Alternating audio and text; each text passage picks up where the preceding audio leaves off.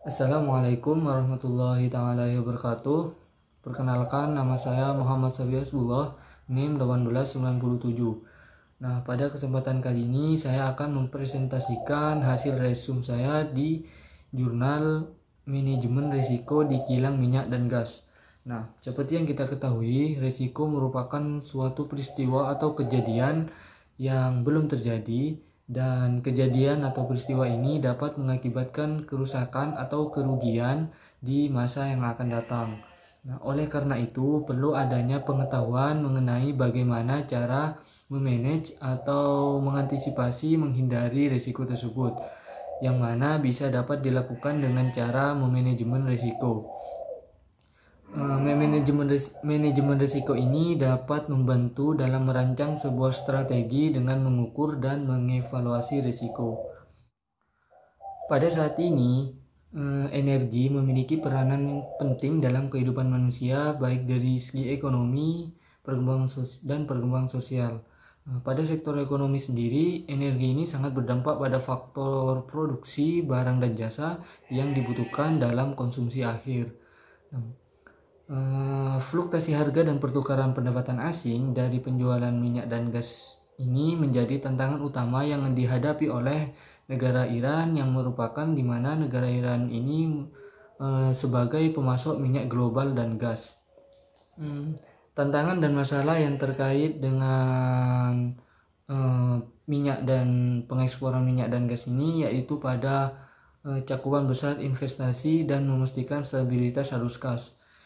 Dengan tantangan dan masalah tersebut, Iran menggunakan alat manajemen risiko yang tentunya yang diharapkan dapat membantu memecahkan masalah dengan biaya yang rendah. Saat ini, akibat dari bisnis yang penuh dengan tantangan, risiko lingkungan dan domestik tidak dapat dihindari lagi. Banyaknya ketidakpastian di sekitar lingkungan proyek, perlu adanya manajemen risiko yang baik sehingga dapat meningkatkan kemungkinan perusahaan atau organisasi tersebut mencapai sasaran.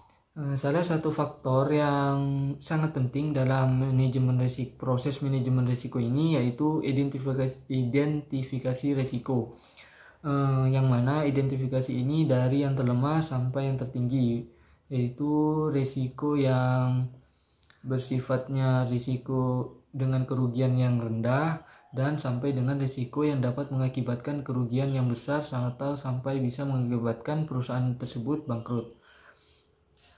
Dasar manajemen risiko organisasi ini berdasarkan pada kewajiban yang melekat pada setiap organisasi untuk menciptakan nilai bagi pemegang saham, dan pada saat yang sama perusahaan tersebut menghadapi ketidakpastian dalam bisnisnya. Nah, ketidakpastian ini harus diputuskan seberapa besar sih risiko terhadap pemegang saham. Risiko di industri ini sebagian besar frekuensinya rendah dan sangat tinggi intensitas. Ditinjau dari peningkatan standar keselamatan, mempromosikan pendidikan dan budaya keselamatan, dan meningkatkan proses pengendalian, manajemen dapat berfungsi sebagai bagian dari strategi manajemen risiko untuk mengurangi kemungkinan kerugian. Karena luasnya minyak dan industri gas, volume modal yang besar, dan tentunya risiko yang meluas, dan jumlah orang yang besar bekerja di industri ini selalu fokus perhatian pada keselamatan dan pemangku kepentingan. Di samping itu, karena investasi dalam industri dan perubahan dalam lingkungan dekat dan jauh yang menimbulkan risiko seperti tekanan hukum, peraturan, dan kompetisi dan akuntabilitas manajer dalam kaitannya dengan risiko telah meningkat. Oleh karena itu, penerapan risiko efektif